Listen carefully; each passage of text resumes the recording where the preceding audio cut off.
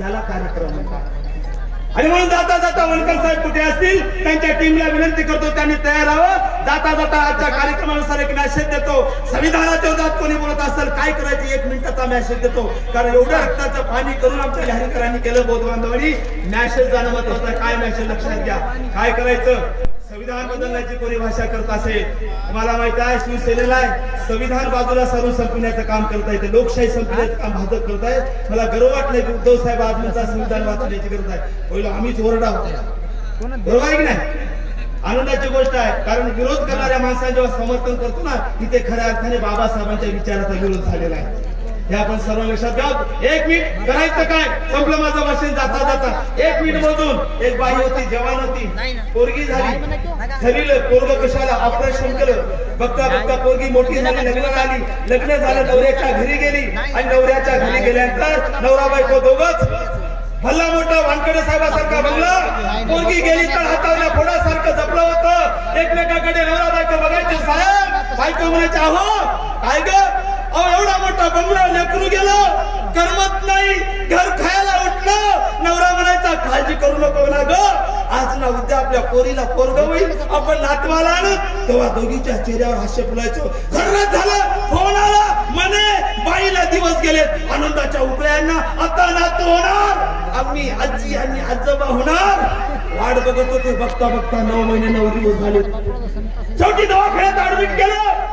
9 महिने 9 दिवस झाल्यानंतर एक फोन आला दवाखान्यातून पोरीच्या आई बापाला. का लवकर या. ठेवला फोन.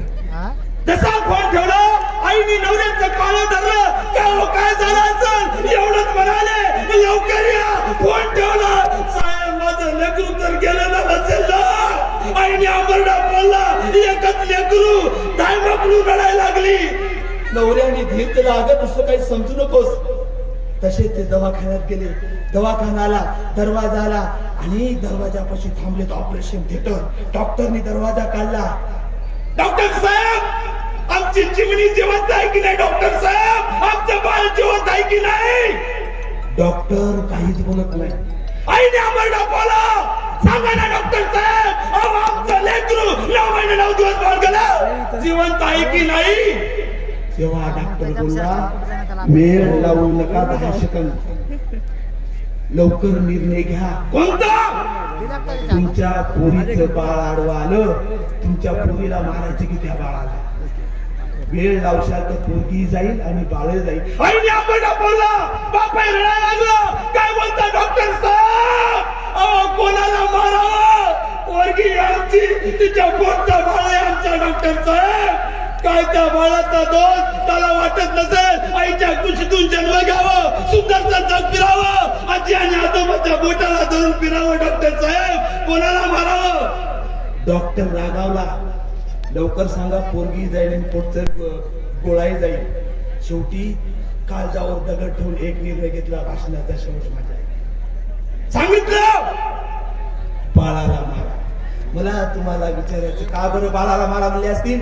आईला का नाही. त्याचं कारण तुम्हाला माहित असेल. अरे बाळाला जरी मारलं आई जिवंत असेल तर उद्या आई 1 नाही 4 बाळ पैदा करेल. परंतु जगातला कोणता बाळ आई निर्माण करू शकत नाही. म्हणून तुम्ही मिळत तरी चालेल. हा दादासाहेब शेळके मिळत तरी चालेल. आमचे कांबळे मिळत तरी चालतील. राष्ट्रपाल दादा मिळत तरी चालेल. परंतु भारतीय संविधान जिवंत असलं पाहिजे.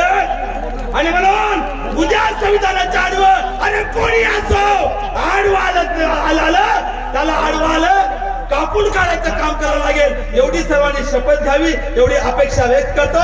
थांबतो. जरा जोरदार नारा डॉक्टर बाबासाहेब आंबेडकरांचा.